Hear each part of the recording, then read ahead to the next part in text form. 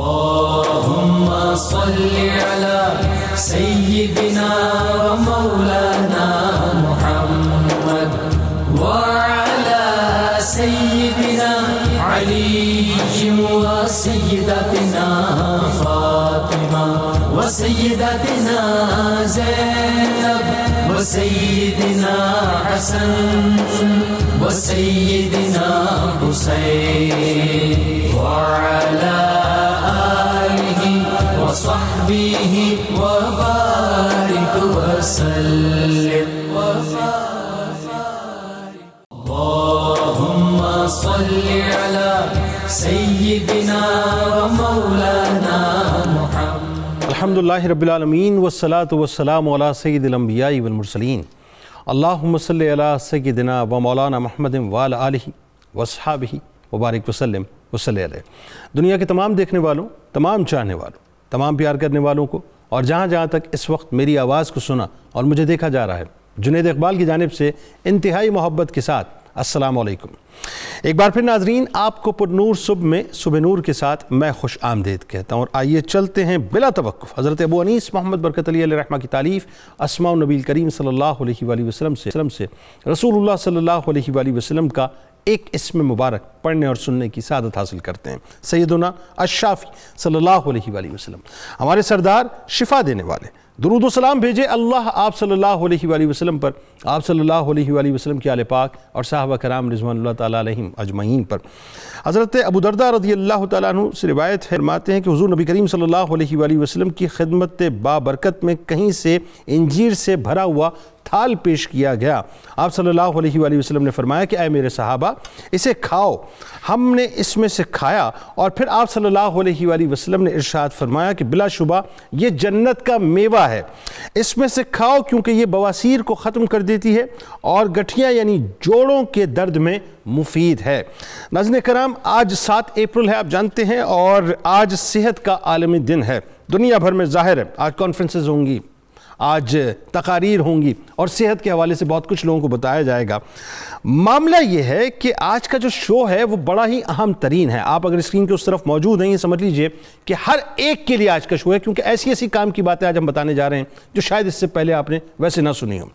زندگی اللہ کا، ناظرین آپ جانتے ہیں کہ بہت بڑا انعام ہے، اور صحت اللہ کی وہ عظیم نعمت ہے جس کا کوئی نعم البدل نہیں ہے۔ صحت اتنی بڑی نعمت ہے کہ اگر آپ کے پاس اربوں روپیہ ہو اور حال یہ ہو کہ آپ ایک لقمہ گلے سے نہ اتار سکتے ہو، تو ان اربوں روپوں کا کوئی بھی فائدہ نہیں ہے۔ یعنی اگر انسان صحت مند نہ ہو تو دنیا کی دولت، تمام تر بینک بیلنس، تمام تر طاقتیں، تمام اسٹیٹس، تمام رنگینیاں، تمام دلچسپیاں، گوناگو نعمتیں، ہر چیز مکمل طور پہ ہیش نظر آتی ہے۔ بلا شبہ ناظرین، تندرستی ہزار نعمت بھی ہے، اور بلا شبہ جان ہے تو جہان ہے۔ دین اسلام ایک ایسا دین فطرت ناظرین جو پوری انسانیت کی ہر شعبے میں مکمل طور پہ رہنمائی کرتا ہے۔ انسانی صحت اور تندرستی کے معاملے میں بھی 1450 برس سے اسلام کی مکمل اور جامع ہدایات، یعنی پانی پینے سے لے کر کھانا کھانے تک، احتیاط سے لے کر دوا تک مکمل طور پر موجود ہیں، جس پر عمل پیرا ہو کے ہم نہ صرف صحت مند زندگی گزار سکتے ہیں بلکہ بہت سی مہلک بیماریوں سے اپنے آپ کو محفوظ بھی رکھ سکتے ہیں۔ طہارت و پاکیزگی کو دیکھ لیجئے صاحب کہ اسلام نے پاکی اور صفائی کا جس قدر اعلیٰ تصور پیش کیا ہے وہ دنیا میں کہیں اور نہیں ملتا، کہ طبیب اعظم حضور نبی کریم صلی اللہ علیہ وآلہ وسلم نے صفائی کو نصف ایمان قرار دیا، نصف ایمان ناظرین، اور فرمایا کہ صاف ستھرے رہا کرو کہ اسلام پاکیزہ مذہب ہے۔ ایک اور جگہ آپ نے فرمایا کہ سویرے اٹھا کرو کیونکہ اس کا بڑا اجر ہے اور فوائد ہیں۔ تمام اطباء ناظرین اور دنیا کے بڑے بڑے ماہرین صحت کا یہی کہنا ہے کہ رات جلدی سوئیں اور صبح جلدی اٹھیں۔ اب میں ایک جملہ یہاں پہ ادا کرنا چاہتا ہوں کہ کسی انڈورسمنٹ کی ہمیں ضرورت نہیں ہے صاحب، سائنس ہمیں انڈورس کرے کہ نہ کرے، قرآن ہمارے لیے کافی ہے، احادیث ہمارے لیے کافی ہیں، سنت نبوی صلی اللہ علیہ وآلہ وسلم ہمارے لیے کافی ہے، لیکن جو عقل کی بنیاد پہ دلیل مانگتے ہیں وہ سمجھ لیں کہ سائنس آج اس بات کو پروف کر رہی ہے۔ مشہور انگریزی مثل ہے کہ رات جلدی سونا اور صبح سویرے جاگنا انسان کو صحت مند، عقل مند اور دولت مند بناتا ہے۔ رومن مقولہ ہے ناظرین کہ معقول جسم تو معقول دماغ ہے۔ روم کے ایک مشہور شاعر ورجل نے کہا تھا کہ the greatest wealth is health۔ غذا کے احکام اور کھانے پینے کے آداب کو دیکھ لیجئے ناظرین۔ چونکہ خوراک صحت میں ریڑھ کی ہڈی کی حیثیت رکھتی ہے، متوازن خوراک اور معتدل غذا سے انسان کی صحت برقرار رہتی ہے۔ اسلام انسان کو پاکیزہ چیزوں کو استعمال کرنے کا حکم دیتا ہے، اور جو چیزیں مادی یا روحانی طور پر اس کے لیے ضرر رساں ہیں انہیں حرام قرار دیا گیا ہے۔ اسی لیے انسان کو چاہیے کہ وہ حلال اور پاکیزہ چیزوں کا استعمال کرے اور اعتدال کے ساتھ رہے۔ اس بارے میں قرآن نے صرف 3 جملوں میں ناظرین طب قدیم اور طب جدید کو سمیٹ لیا ہے۔ اللہ تبارک و تعالیٰ سورہ اعراف میں فرماتا ہے کہ کھاؤ پیو اور اس میں حد سے آگے نہ بڑھو۔ اس طرح حفظان صحت کے لیے ورزش کو بہت ضروری قرار دیا گیا ہے۔ اس سے جسم میں توانائی باقی رہتی ہے اور امراض سے بچا جا سکتا ہے۔ اسلام میں کھیل کود، تیر اندازی، گھڑ سواری کو حدود شریعت میں رہتے ہوئے اجازت دی گئی ہے۔ ایک حدیث کا مفہوم ہے ناظرین کہ طاقتور مومن کمزور مومن کے مقابلے میں اللہ رب العزت کو زیادہ محبوب ہے۔ بس آخری جملہ ادا کر رہا ہوں صاحب کہ آج بنیادی طور پر یہ جو عالمی یوم صحت ہے، اس پر ہمیں دیکھنا یہ ہوگا کہ ہمیں کرنا کیا چاہیے، کس انداز سے ہمیں اپنی صحت کا خیال رکھنا ہے، شرعی احکامات کیا ہیں، کیونکہ آج اس کرونا ورلڈ کے اندر ویسے ہی انسان کو یہ پتہ چل چکا ہے کہ تمام تر ٹیکنالوجی اور ترقی کے باوجود بھی انسان کی اوقات کچھ نہیں ہیں۔ ہاں فلاح اگر ملے گی یا صحت اگر ملے گی تو سرکار مدینہ صلی اللہ علیہ وآلہ وسلم کے طریق ہی میں ملے گی۔ آئیے جناب، 3 پینلسٹ اس وقت تشریف فرما ہیں۔ پہلی شخصیت یقیناً کسی تعارف کی محتاج نہیں ہے، صبح نور کا چمکتا ہوا یوں کہہ لیجئے کہ ستارہ بھی ہیں ماشاءاللہ، اور کمال گفتگو کرتے ہیں، ممتاز عالم دین ہیں، محترم جناب پروفیسر محمد اعظم نوری صاحب۔ دوسری شخصیت آج ہمارے ساتھ موجود ہیں، جنرل سیکریٹری ہیں پاکستان طبی کانفرنس اور ایکس ممبر ہیں نیشنل کاؤنسل فار طب کے محترم جناب حکیم محمد احمد سلیمی صاحب۔ اور تیسری شخصیت ہربلسٹ ہیں، ریجنل ڈائریکٹر ہیں فار ایشیا پیسیفک ڈاکٹر جمیل مہاروی صاحب۔ تینوں شخصیات کو میں خوش آمدید کہتا ہوں، السلام علیکم۔ وعلیکم السلام۔ علامہ صاحب آپ سے بات کا آغاز کرتے ہیں۔ بڑا امپورٹنٹ موضوع ہے، ظاہر ہے ہر آدمی کا مسئلہ ہے، اور صحت کے حوالے سے ویسے بھی ہم کنسرن رہتے ہیں، اور اب تو ایسا ہو گیا ہے کہ نہ نظر آنے والے وائرس نے ہمیں زیادہ کنسرن کر دیا ہے۔ تو پہلے تو یہ بتائیے، عالمی صحت کے موقع پہ جو جسم اور صحت مند زندگی کا تصور ہے، جو کہ ایک بہت بڑی یقیناً نعمت ہے، اس حوالے سے قرآن اور احادیث کیا بتاتی ہیں اور کیا سبق دیتی ہیں؟ بہت شکریہ جنید بھائی۔ بسم اللہ الرحمن الرحیم۔ آپ نے موجودہ حالات کے تناظر میں کرونا کی وبا کا ذکر کیا تو مجھے چند اشعار یاد آ گئے کہ میں مانتا ہوں وبا کے دن ہیں، میں مانتا ہوں وبا کے دن ہیں، مگر یہ دن بھی خدا کے دن ہیں۔ دلوں سے مایوسیاں نکالو، ذرا سا آگے شفا کے دن ہیں۔ دلوں سے مایوسیاں نکالو، ذرا سا آگے شفا کے دن ہیں۔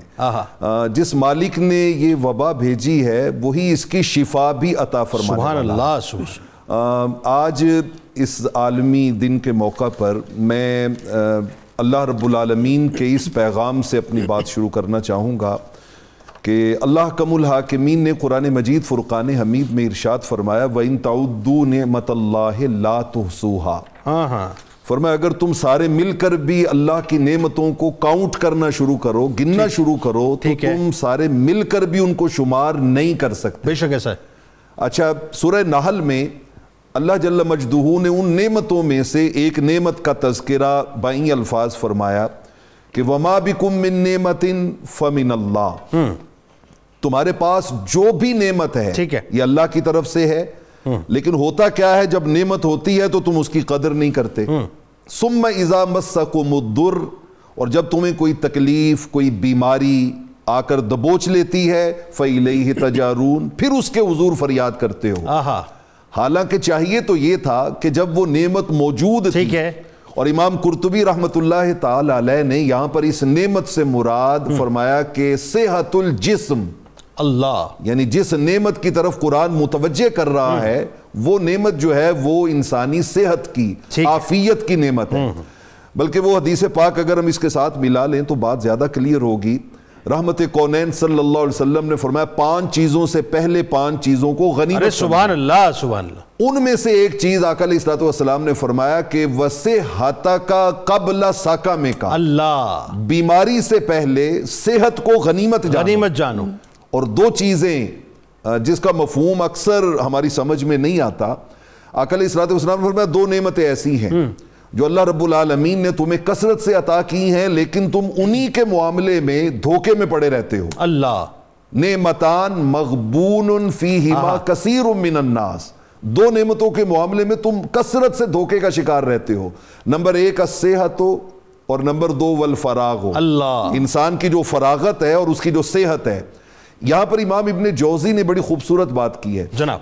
انہوں نے کہا کہ یہ جو صحت اور فراغت کہ انسان جو ہے اس کے پاس وافر ٹائم موجود ہے, ان دونوں کو وہ نعمتیں کہا گیا جن کے معاملے میں انسان دھوکے کا غبن کا شکار رہتا ہے. کیسے؟ ان کا جی وہ ایسے رہتا ہے کہ بعض اوقات ایسا ہوتا ہے کہ انسان کے پاس صحت تو ہوتی ہے لیکن وہ دنیا کے معاملات میں اتنا گم ہو جاتا ہے کہ اس کے پاس اللہ کی اطاعت و بندگی کے لیے اپنی آخرت کو سنوارنے کے لیے فرصت نہیں ہوتی. ایسا ہی ایک چیز ہے دوسری نہیں ہے.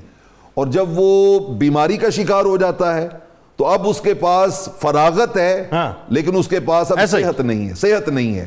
حضرت عبداللہ ابن عمر رضی اللہ تعالی عنہ رحمت کونین کی خدمت میں حاضر ہوئے.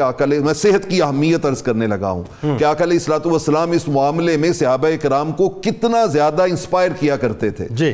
آپ کی خدمت میں حاضر ہوئے تو آقا علیہ الصلوۃ والسلام نے فرمایا کہ الم اخبر انک تصوم النہار وتقوم اللیل.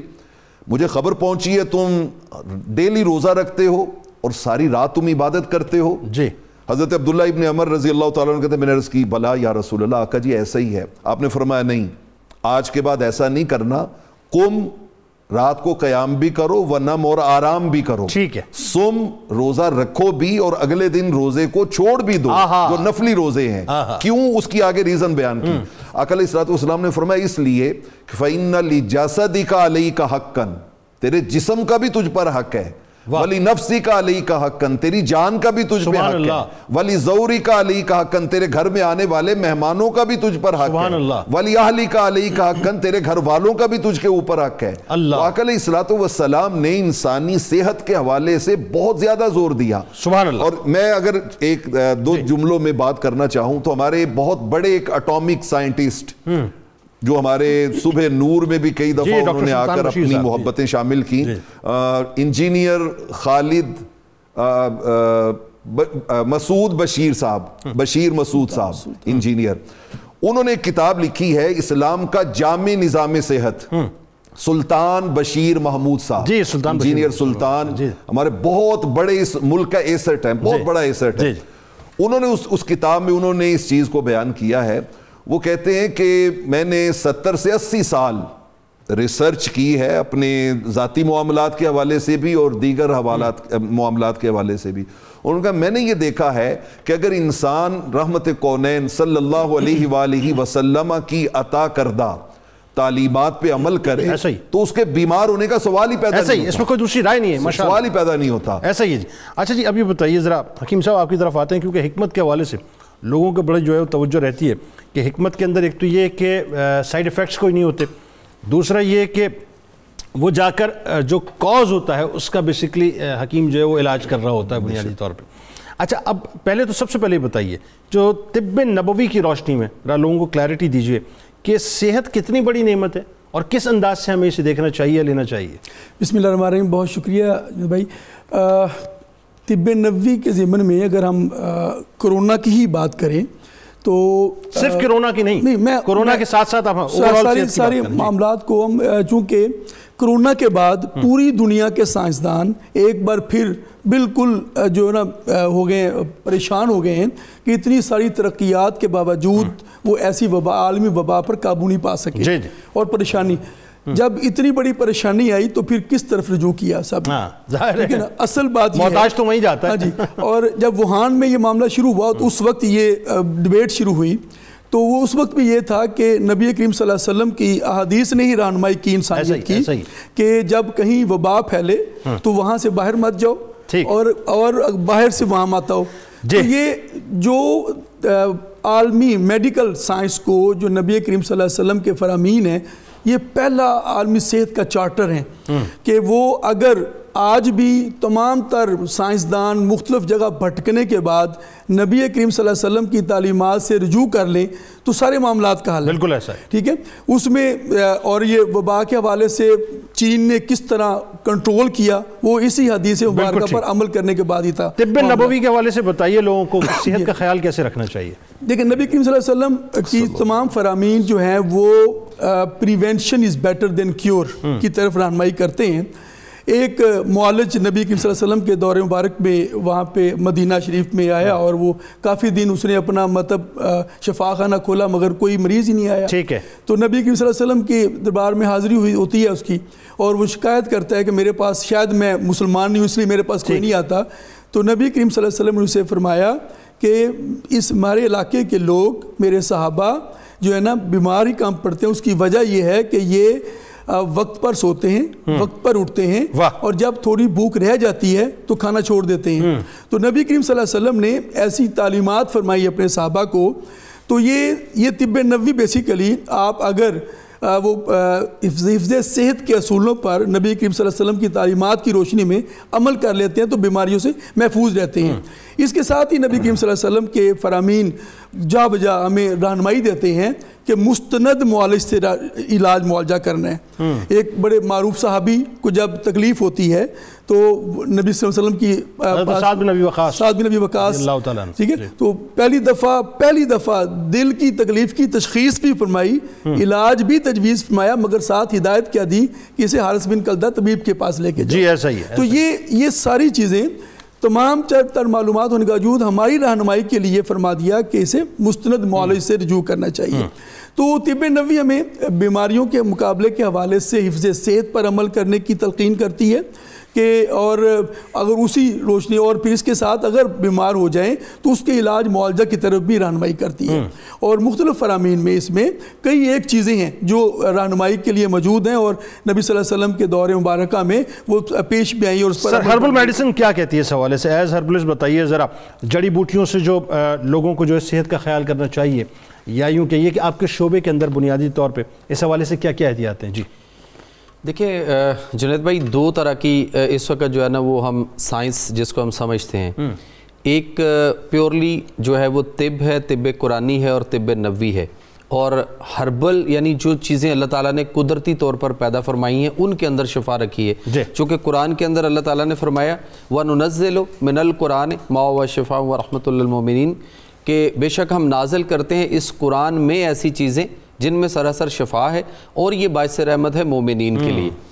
ایکچول جو ہمارے ہاں میڈیکل سائنس آج اگر پوری دنیا میں صحت کا عالمی دن منایا جا رہا ہے تو وہ اس سائنس کو اجاگر کرنے کی کوشش میں مختلف کانفرنسز, ورکشاپ اور مختلف پروگرام جو ہے وہ آج ترتیب دیے جائیں گے اس سائنس کے بارے میں جو کہ سائنس ہے ہی نہیں, کہ جو انسان کو اس کی فطرت کے قریب لے کر آئے وہ میڈیکل سائنس ہوگی, اور جو اس کو اس کی فطرت سے دور لے کر جائے وہ سائنس کیسے ہو سکتی ہے؟ یعنی جو ہمارے کیمیکلز ہیں اور جتنے بھی ہمارے اسٹیرائڈز ہیں, اینٹی بائیوٹکس ہیں, لائف سیونگ ڈرگز ہیں, یہ ساری کی ساری یعنی وہ جو فرنگی طب ہے وہ ہمارے اپنے سسٹم کو جو انسان کا اس سے اس کو دور لے کر جاتی ہے اور ہم اس کو سائنس مانتے ہیں. اور اس کے بارے میں اللہ تعالیٰ نے قرآن مجید میں جو ہمارے لیے رہنمائی فرمائی ہے وہ سورہ روم میں چیپٹر 30 ورس 30 میں اللہ فرماتے ہیں کہ ہم نے انسان کو اپنی فطرت یعنی قانون فطرت پر پیدا کیا اور اس کو سیدھا راستہ دین یعنی زندگی کرنے کا طریقہ,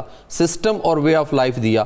اسی کو اختیار کیے رہو, اللہ کی مخلوق میں کوئی تغیر و تبدیلی نہیں ہو سکتی, یہی سیدھا دین ہے مگر بہت لوگ نہیں جانتے. اور دوسری طرف جو آپ نے سٹارٹ لیا تھا کہ کلوا واشربوا ولا تسرفوا سورہ الاعراف کی آیت نمبر 31 کو, تو اس کے بارے میں آپ صلی اللہ علیہ وسلم کی حدیث موجود ہے کہ پیٹ بھر کر نہ کھاؤ اور کھانے پر کھانا نہ کھاؤ اس لیے کہ یہی مرض بیماری کا سبب ہے. اچھا وہ اس طرح سے بھی نا کچھ علماء صاحب کہ جو مسلمان مومن ہے وہ ایک ہاتھ سے کھاتا ہے اور جو کافر وہ 7 ہاتھوں سے کھاتا ہے, ایسا ہی. اچھا وہ طریقہ بھی بتا دیا ہمیں کہ طریقہ بھی کیا ہے, یعنی باڈی پوسچر بھی بتا دیا کہ بیٹھنا کس طرح سے, یہاں تک جو ہے ہمیں ٹیچ کر دیا. آپ صلی اللہ علیہ وسلم نے فرمایا کہ آپ زمین پر بیٹھ کر اور جوتے اتار کر کھائیے. پھر بیٹھنے کا بھی ایک طریقہ بتایا کہ آج اس وقت جو ہمارے ہاں پوری دنیا میں اپینڈکس کا جو ایشو آتا ہے اور اس کے بعد ہم اپینڈکس کے آپریشن کرواتے ہیں اور اس کی پین بھی بہت زیادہ ہوتی ہے. اگر ہم بیٹھ کر کھائیں اور جس طرح متحیات میں بیٹھتے ہیں نماز کی حالت میں, اسی طرح سے آپ پہلے زمین پر بیٹھیں گے اور اس کے بعد پھر اپنا جو سیدھی والی آپ کی ٹانگ ہے اس کا گھٹنا جو ہے وہ آپ اوپر کو کھڑا کریں گے, تو آپ کی جو وہ اندھی آنت ہے جو سب سے لاسٹ پہ جو پینڈسائٹس والا ایریا ہے وہ آپ کے بالکل رائٹ پہ نیچے جا کے آتا ہے. تو جب آپ ٹانگ فولڈ کر کے اس کو بیٹھیں گے تو وہ آٹومیٹکلی ایک دباؤ میں رہے گا اور اس میں کوئی پرابلم نہیں آئے گی, اپینڈکس ہو ہی نہیں سکتی. یعنی آٹومیٹک, ایک تو یہ اپینڈکس نہیں ہوگا, دوسرا یہ کہ آٹومیٹکلی آپ جو تین حصوں والی بات ہے وہ نیچرلی ہو جائے, وہ نیچرلی ہو جائے گی. کریں نہ کریں, بالکل کریں نہ کریں, آپ کھانا ہی اتنا کھا سکیں گے. ہاں وہی بات ہے نا, اتنا ہی کھا سکیں گے جتنا آپ کی باڈی کی ریکوائرمنٹ ہے. لیکن جب ہم کھڑے ہو کر کھائیں گے اور چل پھر کر کھائیں گے تو پھر بے شمار بیماریوں اور مسائل کا جو ہے وہ ہم شکار رہیں گے. اچھا, جس لیول پہ جا کے آپ چونکہ میں وہی سوال میں ایک اور چونکہ کھانے کی بات آ گئی, پانی کے بارے میں بھی ہمارے یہاں لوگ ایک تو پیٹ بھر کے کھاتے ہیں, اس حوالے سے آپ نے بتا دیا. پانی کا میرا اپنا ایک اوپینین ہے کہ جس طرح کا استعمال ہونا چاہیے اس طرح سے ہم استعمال نہیں کرتے. یہ بتائیے کہ کھڑے ہو کے پانی پینا اور ٹھنڈا پانی پینا, اس کے نقصانات کیا ہیں؟ نبی کریم صلی اللہ علیہ وسلم کی حدیث نبوی ہے کہ پانی چسکیاں لے کر پیو. چسکیاں لے کر. اب غور جنید بھائی کرنا پڑے گا کہ پانی چسکیاں جو ہے وہ کس پانی کی آئیں گی, تازہ میرا پانی اگلا سوال تھا ویسے آپ سے, تازہ پانی کی, ٹھنڈے پانی کی یا گرم پانی کی. آپ دیکھ لیجئے چائنا سارا, اس کے بعد کورینز, ملائیشین, تھائی لینڈز اور ہانگ کانگ, سنگاپور, یہ میں مختلف ممالک میں وزٹ کر چکا ہوں. وہاں میجورٹی لوگ جو ہیں وہ آقا علیہ السلام کی سنت پہ گرم پانی جو ہے وہ پیتے ہیں. ٹھیک ہے. اور دوسری بات جو ہے نا کہ پانی کو کھڑے ہو کر بالکل نہیں پینا چاہیے, کیونکہ پانی آپ کو بیٹھ کر پینا ہے. آقا علیہ السلام کی سنت جو ہے وہ یہ ہے کہ بیٹھ کر پانی پئیں, اور کھڑے ہو کر پانی پینے. گرم پانی کے حوالے سے سنت ہے سرکار علیہ السلام کی ملتی ہے, گرم نہیں, نارمل پانی, معتدل پانی. جی. اور دوسری بات یہ کہ جو آپ کھڑے ہو کر پانی پی رہے ہیں, آپ اپنی باڈی کی جو ریکوائرمنٹ ہے, جو واٹر لیول ہے آپ کی باڈی کا, آپ اس سے زیادہ انٹیک کر جاتے ہیں. جی.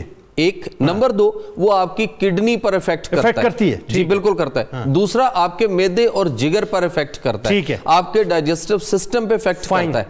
اور جب آپ ٹھنڈا پانی لیتے ہیں تو وہ آپ کے معدے کے اندر جو حرارت غریزی ہے, جو حرارت ہے جس نے خوراک کو ہضم کرنا ہے, وہ اس کو کل کر دیتا ہے. اچھا, اب یہ بتائیے, دیر تک پڑی رہتی ہے. یہ ہو گیا. اس کے ساتھ ساتھ جوڑوں کا درد بھی اس سے؟ جی بالکل آئے گا, جوڑوں کا درد آئے گا, آپ کے پٹھوں میں کھچاؤ آئے گا, آپ کا نروس سسٹم جو ہے اس کا بریک ڈاؤن ہوگا. ایون اگر آپ نہانے کے لیے جائیں تو پانی کو جو ہے وہ ڈائریکٹلی سر پہ نہیں ڈالیں. لوگ شاور کھولتے ہیں اور ڈائریکٹ سر نیچے, وہاں جو برین ہیمریج یا فارج کا اٹیک آتا ہے, بعد میں ہم کہتے ہیں کہ جی وہ تو باتھ روم میں ایسا ہوا. اور اس سے پیٹ بھی پھولتا ہے اگر پانی کھڑے ہو کے پیٹ بڑھے گا, بالکل کڈنیاں بھی جو ہے ڈیمیج ہونے کا خدا نخواستہ خطرہ ہوتا ہے. اچھا, یہ بات میں کیوں کر رہا ہوں؟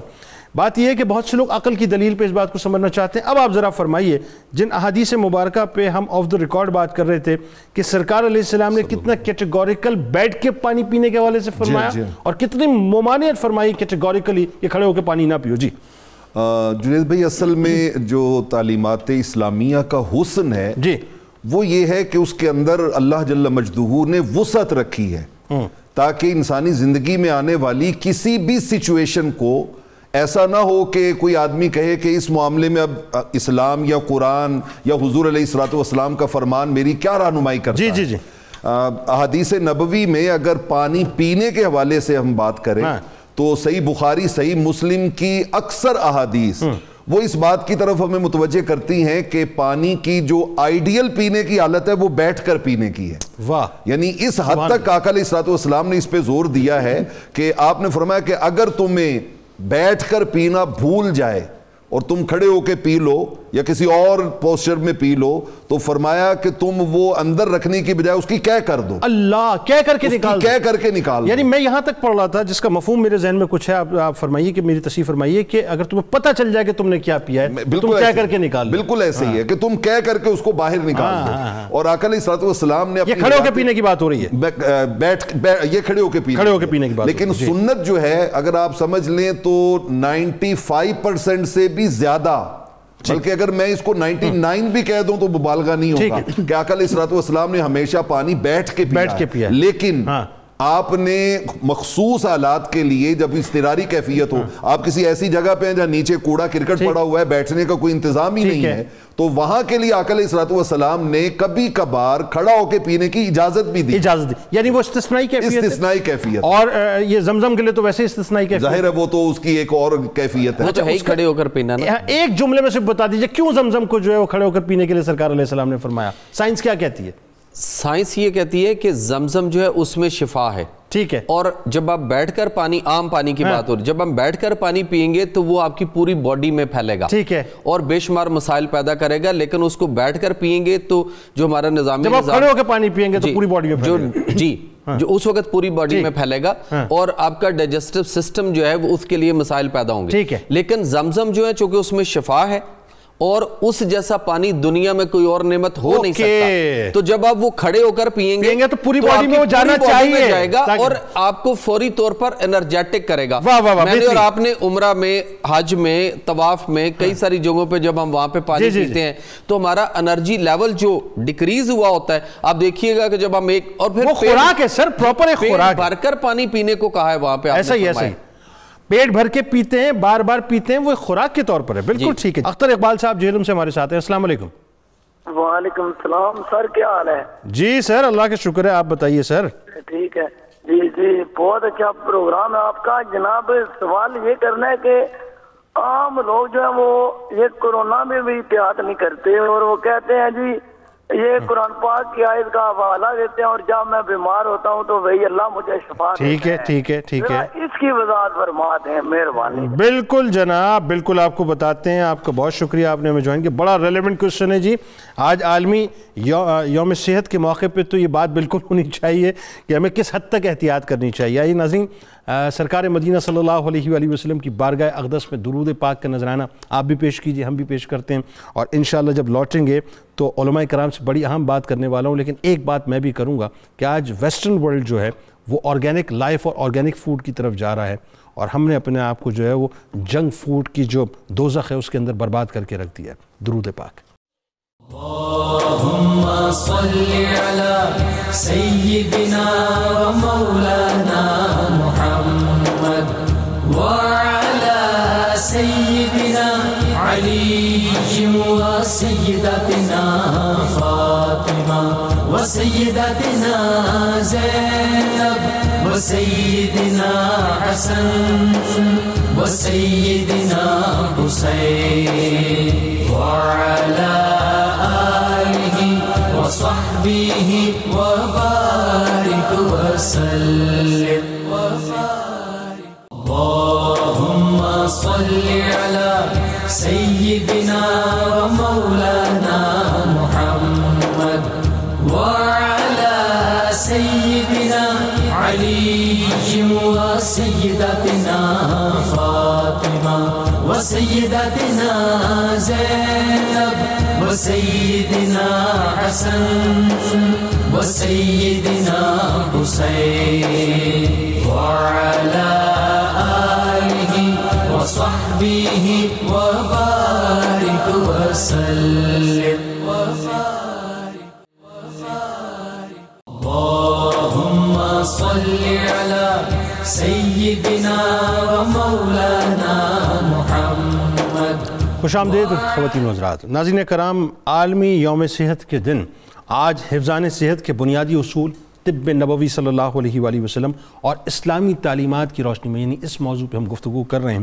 میں بھی ایک بات سوچ رہا تھا ناظرین کہ آپ یہ دیکھیے کہ آج کل جو شہروں کی وسعت ہوتی جا رہی ہے, صنعتوں کی کثرت ہوتی جا رہی ہے, فضائی آلودگی بڑھتی جا رہی ہے, ورزش اور محنت کی کمی ہو گئی ہے, ذہنی اضطراب پیدا ہو گیا ہے, خاندانی نظام میں ابتری پیدا ہو گئی ہے, منشیات کا استعمال بھی بہت حد تک بڑھ گیا ہے, اخلاقی بگاڑ پیدا ہو گیا, متوازن غذا کی کمی ہو گئی ہے, علاج کا گراں ہونا اور غلط منصوبہ بندی, بہت سی ایسی باتیں جن نے بڑے مسائل پیدا کر دیے ہیں, جن کی وجہ سے طرح طرح کے امراض بھی پیدا ہو رہے ہیں, اور ہزاروں کوششوں کے باوجود بھی اس پر قابو نہیں پایا جا سکتا. اچھا جی, اب بات کیا ہے؟ بات یہ ہے کہ آپ ذرا غور کیجئے گا کہ ویسٹرن ورلڈ سے ایک فضا چلی جنک فوڈ کی صورت میں. ہماری جو نوجوان طبقہ ہے وہ پزا زدہ ہو گیا, برگر زدہ ہو گیا.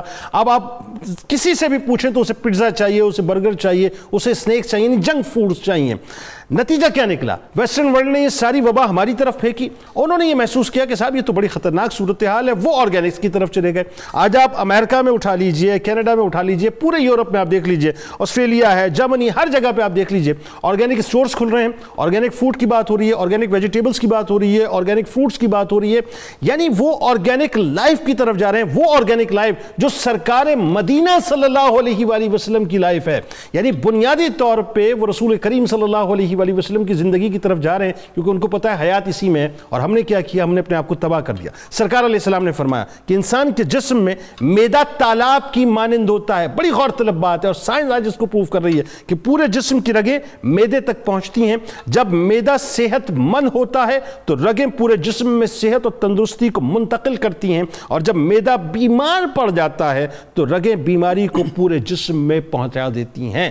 بس پیزا انٹیک کریں گے تو پیزا ہی پہنچائیں گے, برگر انٹیک کریں گے برگر ہی پہنچائیں گے, اور آرگینکس کی طرف جائیں گے تو آرگینکس آپ کے جسم کے اندر نظر آئیں گے. جو کھائیں گے وہ آپ کے جسم پہ نظر آئے گا. جی علامہ صاحب, آئیے بات کو ذرا آگے بڑھاتے ہیں کہ یہ جو بطور یعنی انسانی صحت کی جو اہمیت ہے, بطور انسان, بطور مسلمان, کس حد تک ہمیں اس بات کا خیال رکھنا چاہیے, یہ ذرا لوگوں کو بتائیے. جنید بھائی, اصل میں بنیادی طور پہ میں ایک حدیث پاک پڑھ رہا تھا, رحمت کونین صلی اللہ علیہ وسلم نے ارشاد فرمایا کہ بروز قیامت اللہ رب العالمین حقوق اللہ کے بعد حقوق العباد میں جب سوال جواب شروع کریں گے تو ان میں جو پہلا سوال ہے وہ یہی ہوگا کہ اللہ رب العالمین فرمائیں گے کہ اے بندے میرے بتا, کیا میں نے تمہیں جسمانی صحت عطا نہیں کی؟ سبحان اللہ. علم نصحہ جسم کا, کیا میں نے تمہیں صحت مند جسم عطا نہیں کیا تھا؟ اور یہ وہ سوال ہے کہ سنن ترمذی میں آتا ہے کہ اس کا جواب دینے تک انسان اپنے کھڑے ہوئے مقام سے 1 انچ بھی دائیں بائیں ہل نہیں سکے گا. اس قدر اہم چیز ہے یہ, اس قدر اہم چیز ہے. قرآن مجید فرقان حمید میں آپ پڑھیے نا کہ اللہ رب العالمین نے جب حضرت داؤد علیہ السلام کے زمانے میں بادشاہت کا میرٹ بیان کیا کہ بادشاہ کون بنے گا, تو اس میرٹ کو قرآن نے 2 لفظوں میں بیان کیا. ایک طرف کہا بسطتن فی العلم, طالوت بادشاہ بنے تھے نا جنہوں نے جالوت کو قتل کیا تھا, بالکل ایسے. تو حضرت طالوت کی بادشاہت کا جو میرٹ قرآن نے بیان کیا وہ یہ کہ وہ علم میں بہت زیادہ صاحب علم ہے, اور ساتھ ہی کہا بسطتن فی الجسم, کہ اللہ رب العالمین نے انہیں جسمانی طور پہ بھی بہت طاقتور قوت, اور وہ آپ نے حدیث پاک انٹرو میں سنائی کہ اللہ کی بارگاہ میں کمزور مومن سے طاقتور مومن جو ہے وہ زیادہ پسندیدہ ہے. اچھا سر, ابھی بات بتائیے یہاں پہ, جیسے کہ ایک سوال بھی اختر اقبال صاحب کا آیا کہ بہت سے لوگ جو ہیں وہ آج کورونا میں اس لیے احتیاط نہیں کرتے کہ قرآن سے دلیل لاتے ہیں. وہ کہتے ہیں یہ وَإِذَا مَرِضْتُ فَهُوَ يَشْفِينِ جو ہے, اس دلیل کو لاتے ہیں کہ جب میں بیمار ہوتا ہوں اللہ مجھے شفا دیتا ہے. تو صاحب ہم احتیاط کیا کریں, اللہ کی طرف سے بیماری اللہ ہی شفا دے گا. یہ بہت بڑا مسکنسیپشن ہے, یہ بہت بڑا مسکنسیپشن ہے.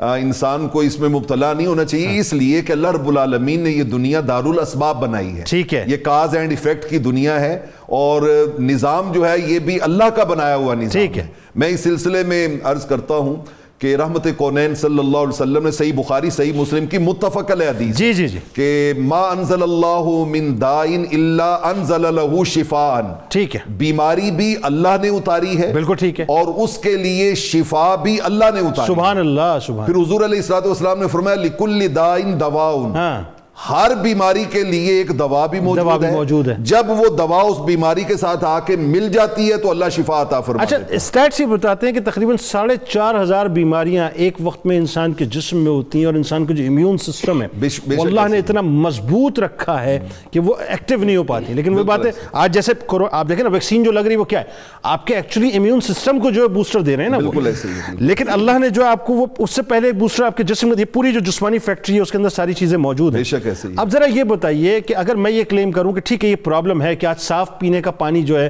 70% آبادی کو میسر نہیں ہے, آپ کو جو کہنا چاہیے کہ اچھا فوڈ میسر نہیں ہے, آپ کو جو صاف ستھرا فوڈ میسر نہیں ہے, لیکن اس کے باوجود صحت کا خیال رکھنے کے حوالے سے انفرادی طور پہ میری ذمہ داری کیا بنتی ہے؟ بے شک انفرادی طور پہ میری ذمہ داری آج کے اس عالمی یوم صحت کے اعتبار سے, میں نے تو قرآن و حدیث اور سیرت نبوی اور طب نبوی صلی اللہ علیہ وسلم کا جتنا مطالعہ کیا ہے اس میں ایک چیز جو بدقسمتی سے ہمارا کلچر بن گئی ہے اس کی طرف متوجہ کیا گیا ہے، اور وہ یہ ہے کہ رحمت کونین صلی اللہ تعالیٰ علیہ وآلہ وسلم، ابھی ڈاکٹر صاحب نے وہ مصر سے آئے ہوئے طبیب کی بات کی تھی، اور اس میں انہوں نے ایک جملہ بتایا کہ آقا علیہ الصلوۃ والسلام نے فرمایا کہ ہمارے مدینہ میں اس لیے کوئی مریض نہیں ہے کہ ہم پیٹ بھر کے کھانا نہیں کھاتے، لیکن ساتھ ہی حضور علیہ الصلوۃ والسلام نے فرمایا کہ ہم اس وقت تک کھانا نہیں کھاتے جب تک ہمیں شدید بھوک نہ لگے۔ یعنی دیکھیں نا کہ ذرا وہ جو حارث بن قلدہ جس کی انہوں نے بات کی، وہ طائف کے رہنے والے جو طبیب اور حکیم تھے، اور بعض روایات میں یہ ہے کہ انہوں نے اسلام قبول کیا اور وہ صحابہ میں شامل ہوئے، حارث بن قلدہ، ان سے سوال ہوا، انہوں نے کہا جی کہ اس کائنات میں سب سے ڈینجرس ڈیزیز کون سی ہے؟ وہ ڈیزیز کہ جس سے میجورٹی انسانوں کی بھی اور جانوروں کی بھی ہلاک ہوتی ہے۔ تو انہوں نے جواب دیا کہ اطعام طعام الطعام قبل الانہضام، ان کا پہلے کھایا ہوا کھانا ہضم ہونے سے پہلے اوپر سے اور کھانا کھا لینا۔ یہ تو ہمارا کلچر بن گیا ہے کہ سارا دن کھاتے رہے، سارا دن کھاتے رہے، مطلب جیتے ہی کھانے کے لیے، وہی نا، مطلب یہ ہمارا کلچر کھانے پر کھانا۔ بلکہ وہ حکیم جعلی نوس طب یونانی کا ایک بہت یونیک نام، ایسا ہی ہے، ان سے کسی نے پوچھا، انہوں نے کہا جی آپ بیمار نہیں ہوتے، انہوں نے سیم جواب دیا۔ حکیم جعلی نوس کہنے لگے کہ میں اس لیے بیمار نہیں ہوتا کہ میں کھانے پر کھانا نہیں کھاتا، بالکل صحیح، جب تک پہلا کھانا ہضم نہیں ہو جاتا۔ ٹھیک ہے، اس طرف ہمیں جانا چاہیے کہ دو اصول اگر ہم اپنے کھانے میں اختیار کر لیں تو ہمارا امیون سسٹم بہت سٹرونگ رہے۔ ٹھیک ہے، نمبر ایک کہ اس وقت تک کھانا نہ کھائیں جب تک شدید بھوک نہ لگے اور پیٹ خالی نہ ہو، اور نمبر دو اس وقت کھانا چھوڑ دیں جب ابھی تھوڑی سی بھوک جو ہے، یہی رحمت کونین کی۔ اچھا وہی بات ہے، آخری میں پھر ایک جملہ اور پھر آگے بڑھتے ہیں کہ جو رات کے کھانے کے حوالے سے سرکار علیہ السلام نے یہاں تک فرمایا نا کہ رات کا کھانا کھاؤ، جو رات کا کھانا کھاتا ہے اس میں بڑھاپا جو ہے وہ جلد نہیں آئے گا۔ بالکل ایسا ہی ہے نا، بالکل ایسا ہی۔ اچھا اب ذرا یہ بتائیے طب کی روشنی میں چھوٹی چھوٹی باتیں ہیں صاحب، بڑی باتیں تو ہیں بھی نہیں، جیسے مثال کے طور پہ انجیر ہے، زیتون ہے، شہد ہے، کلونجی ہے، یعنی یہ نعمت خداوندی کیسی ہیں کہ سرکار علیہ السلام نے ہمیں بتلا دیا کہ ان کے اندر شفا جو ہے وہ رکھی ہوئی ہے۔ تو ذرا لوگوں کو چھوٹے چھوٹے سے ٹوٹ کے بتائیے، چھوٹی چھوٹی سی باتیں بتائیے کہ صحت کی احتیاط کیسے کریں۔ ہم تھوڑی دیر پہلے جو آپ بات کر رہے تھے کہ معدے کے حوالے سے معدہ ام الامراض، معدے کی خرابی ام الامراض بن جاتی ہے اور کئی بیماریوں کا پیش خم ہے، اور آج تو سائنس بھی اس بات کو انڈورس کر رہی ہے، میرے سرکار نے تو 1450 برس پہلے فرما دیا۔ تقریباً 72 بیماریوں کے بارے میں کہا جاتا ہے کہ وہ معدے کی خرابی سے جنم لیتی ہے۔ تو اس کے حوالے سے انجیر، جو نبی کریم صلی اللہ علیہ وسلم نے کی احادیث انجیر کے حوالے سے بڑی معروف ہیں۔ انجیر آج کا جو ابھی آپ جنک فوڈ کی بات کر رہے تھے نا، اس کے ساتھ اگر مزید لفظ یوز کریں تو ریفائنڈ فوڈز، ہم آٹا بھی یوز کرتے ہیں بہت چھنا ہوا، اس میں چھان نکلا ہوتا ہے، اور اس طرح جو بیکری کی چیزیں ساری ریفائنڈ فوڈز ہیں۔ ریفائنڈ فوڈز کے زیادہ استعمال کی وجہ سے قبض کا مسئلہ بہت زیادہ سامنے آیا ہے۔ ظاہر اس میں فائبر نہیں ہے نا، فائبر نہیں، وجہ یہ ہے قبض کے، اور پھر یہ بواسیر کا پیش خیمہ بھی ثابت ہوتا ہے، وہی فائبر نہ ہونے کی وجہ سے، اسی وجہ سے، ٹھیک ہے۔ اور پھر دوسری چیز یہ ہے کہ ورزش نہ ہونے کی وجہ سے زیادہ دیر بیٹھے رہتے ہیں، بہت سارے معمولات اب ایسے ہو گئے ہیں کہ بیٹھ کے کرتے ہیں۔ ایسے لوگ جن کو قبض کا معاملہ ہے، جن کو بواسیر کا مسئلہ ہے، انجیر ان کے لیے نعمت غیر مترقب ہے۔ واہ واہ۔ رات کو 2 دانے انجیر پانی میں دھو کر پانی میں بھگو دیں، ایک کپ پانی میں، نیم گرم پانی میں بھگوئیں، صبح اٹھ کے انجیر کھائیں اور وہی پانی پی لیں۔ ٹھیک ہے، یہ بہترین قبض کشا بھی ہے اور بواسیر کا علاج بھی ہے، اور اس کے ساتھ ساتھ یہ ٹونک بھی ہے۔ سبحان اللہ۔ آج کرونا کی وجہ سے جو ناشتے میں آپ کو اپنی امیونٹی کو بہتر کرنے کے لیے چیزیں ریکوائرڈ ہے، اس میں انجیر آپ کا لازمی جز ہے۔ اچھا، انجیر بہت شاندار چیز، میں خون سالے خون پیدا کرتی ہے، آپ کو فائبر دیتی ہے، اس کے اندر گلوکوز کانٹینٹ ہے، انرجی بھی بڑھاتی ہے۔ اسی طرح کلونجی کے بارے میں، جو وبا کے دنوں میں کلونجی کا استعمال بھی بہت زیادہ کیا گیا، اور بعض لوگوں کے حوالے سے کلونجی میں صرف ایک احتیاط کی ضرورت ہے۔ لوگ کلونجی کا تیل بھی استعمال کرنا شروع کر دیتے ہیں، جو تھوڑا سا غلط ہو جاتا ہے کہ وہ ڈوز اس کی زیادہ ہو جاتی ہے، جس کی وجہ سے وہ پھر ہمارے جگر کو سست کرتا ہے۔ لیکن کلونجی کے تیل کے بارے میں یہ آتے ہیں نا کہ اگر مثال کے طور پہ آپ کو سائنسس کا پرابلم ہے اور اگر آپ 2 ڈراپس جو اپنی ناک میں ڈالیں تو اس کا بڑا فائدہ ہے، وہ فائدہ مند ہے نا۔ لوگ پینا شروع کر دیتے ہیں نا، آدھی چمچ، تھوڑا بہت حکیم میں بھی ہوں، آپ فکر نہ کریں، آپ کے ساتھ ساتھ چلوں گا میں۔ تو کلونجی کا استعمال میدے کے حوالے سے، کلونجی بہت زبردست چیز ہے، آپ کے میدے کا جو مزاج ہے اس کو معتدل کرتی ہے۔ ٹھیک ہے، آپ کی جو معدہ سست ہو گیا ہوا ہے، کمزور ہو گیا، اس کو ٹھیک کرتی ہے۔ ٹھیک ہے، ٹھیک، کلونجی کا استعمال کرنا چاہیے، قوت مدافعت کو بڑھاتی ہے۔ ٹھیک ہے۔ دو چیزیں کلونجی اور سنا مکی کے حوالے سے روایات میں ملتا ہے کہ کلونجی اور سنا کے موت کے سوا تمام بیماریوں کا علاج ہے. سر سنا مکی پہ ذرا سا میرا کلام ہے تھوڑا سا, یہ ایک بڑا مسکنسیپشن گیا ہے پچھلے دنوں میں, اور لوگوں نے کورونا کے ابتدائی دور کے اندر جو ایک آدھ دو اسٹیٹمنٹس جو ہیں وہ بہرحال وہ میں ڈسکس نہیں کرنا چاہ رہا کہ وہ آئیں, اس کے بعد وہ یہ کہ دھڑا دھڑ لوگوں نے سنا مکی یوز کی ہے.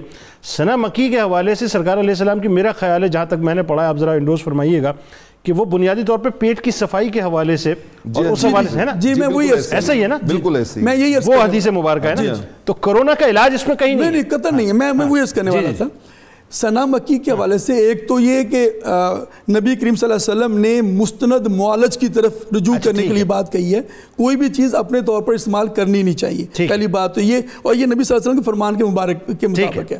سنا مکی یہ بہترین قبض کشا ہے, ٹھیک ہے, بہترین قبض کشا ہے, ٹھیک ہے. اور میں ایک اس کے حوالے سے ایک ریسیپی آپ کے وساطت سے چاہوں گا. سنا مکی کے پتے, اس کے ساتھ تنکے بھی ہوتے ہیں جب بازار سے لیتے ہیں, صرف پتے الگ کیجئے 70 گرام, اور یہ گلاب کی جو پتیاں ہیں, دیسی گلاب کی پتیاں 30 گرام, دونوں کو پاؤڈر کر لیں. 30 گرام گلاب کی پتیاں, 70 گرام سنا مکی کے پتے, یہ پاؤڈر کر کے رکھ لیں. جن کو پرانی سے پرانی قبض ہے وہ رات کو آدھی چمچ 1 کپ گرم پانی میں بھگو کے رکھ دیں, صبح صرف پانی نتھرا ہوا پینا ہے, اس کا جو پھوک ہے وہ پھینک دینا ہے.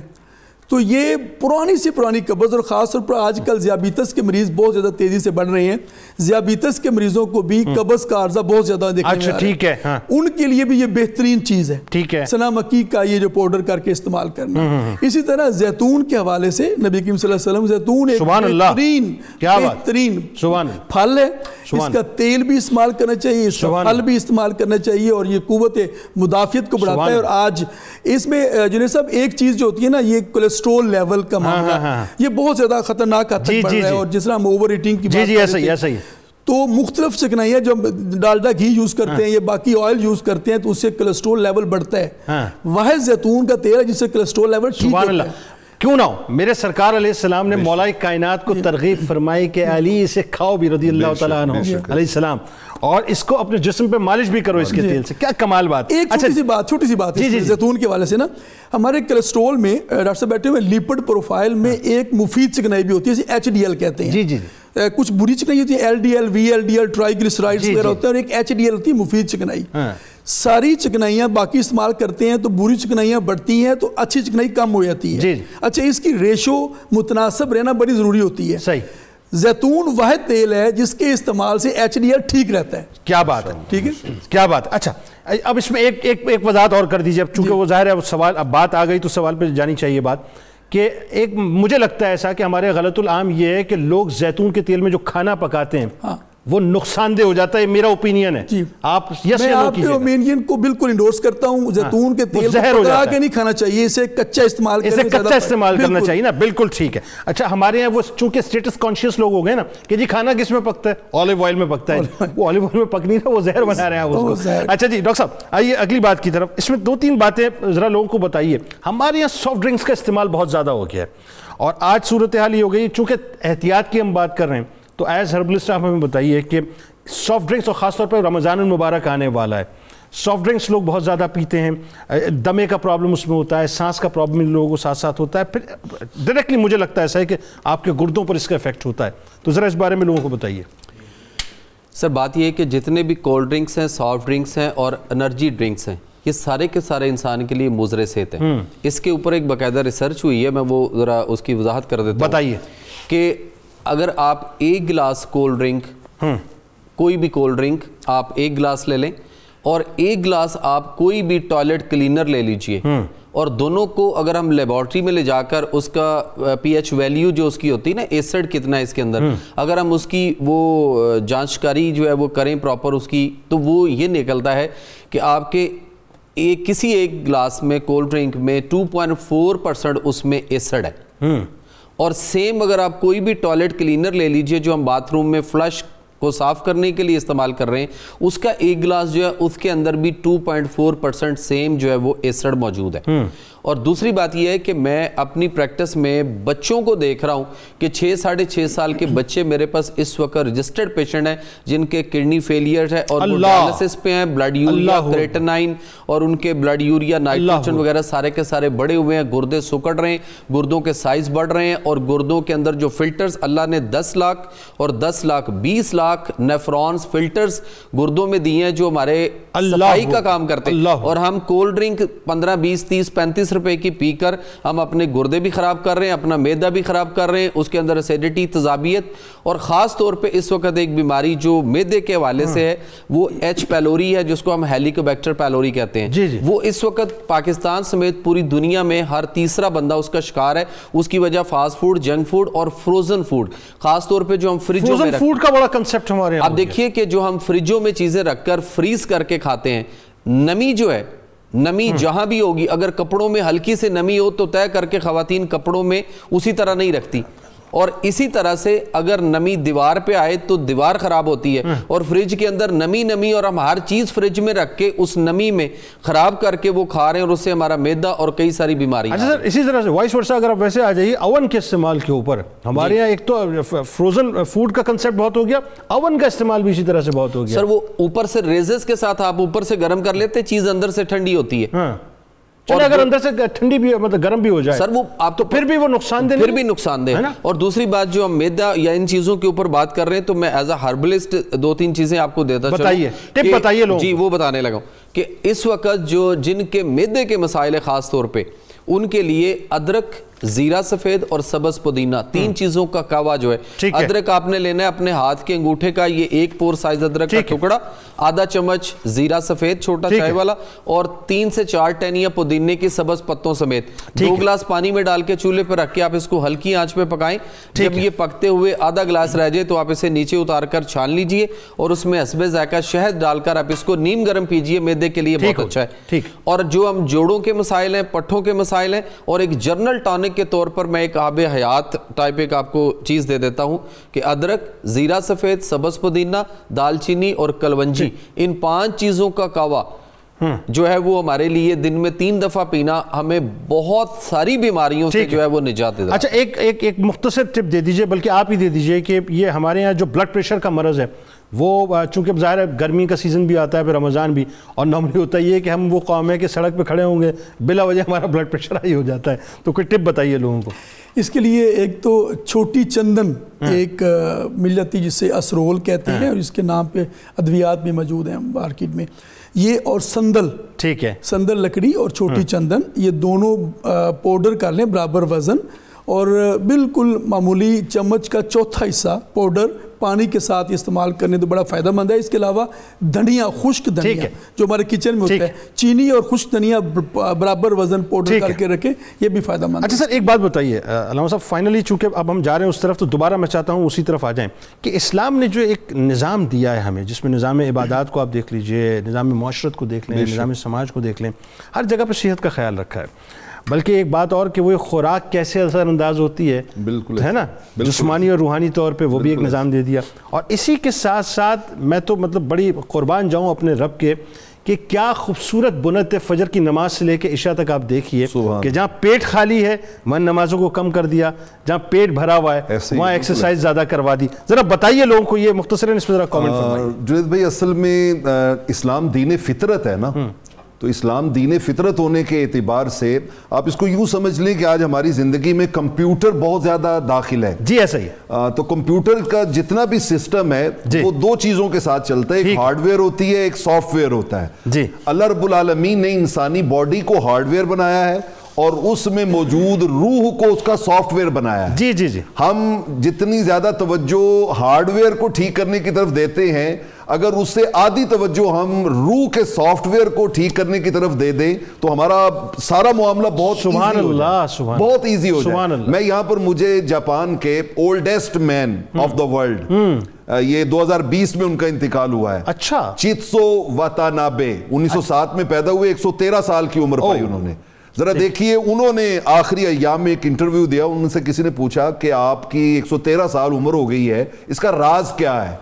تو انہوں نے راز کیا بتایا؟ انہوں نے کہا جی ہمیشہ مسکراتے رہیں اور خوش رہیں. سبحان اللہ, کیا انہوں نے کہا غصہ نہ کریں. انہوں نے کہا یہ میری 113 سالہ, اور میں یہ پڑھ رہا تھا تو میں نے دیکھا کہ رحمت کونین صلی اللہ علیہ وسلم نے تو اس عمل کو 3 بار دہرایا.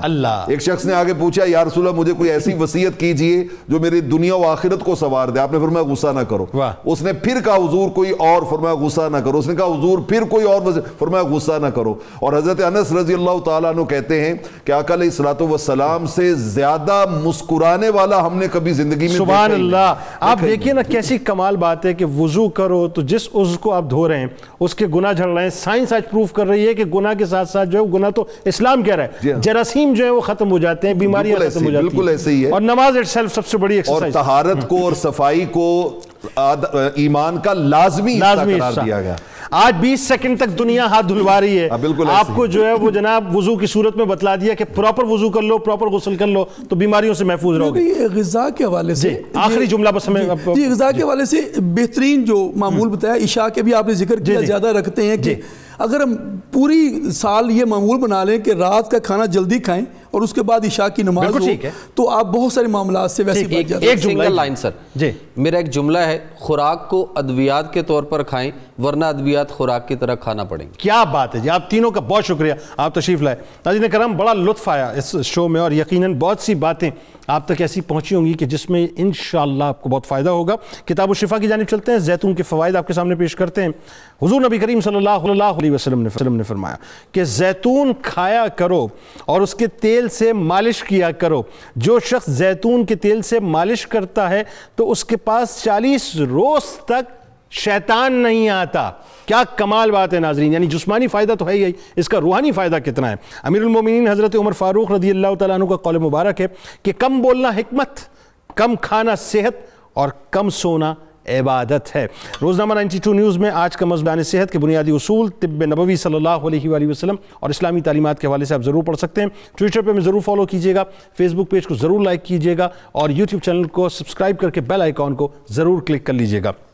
آپ وہاں موجود ہیں, ہم یہاں موجود ہیں. انشاءاللہ مل کے نعرہ لگائیں گے, ببانگ دوہل نعرہ لگائیں گے. اس دعا, اس امید, اس یقین کے ساتھ اجازت دیجئے کہ لا یؤمن احدکم حتی اکون احب الیہ من والدہ وولدہ والناس اجمعین. اللہ تعالیٰ آپ کا, ہمارا, ہم سب کا, پاکستان کا, امت مسلمہ کا حامی و ناصر ہو. آمین. پاکستان کا مطلب کیا؟ لا الہ الا اللہ محمد رسول اللہ صلی اللہ علیہ وآلہ وسلم. اللہم صلی علی سیدنا و مولانا محمد وعلی سیدنا علی و سیدتنا فاطمہ و سیدتنا زینب و سیدنا حسن و سیدنا حسین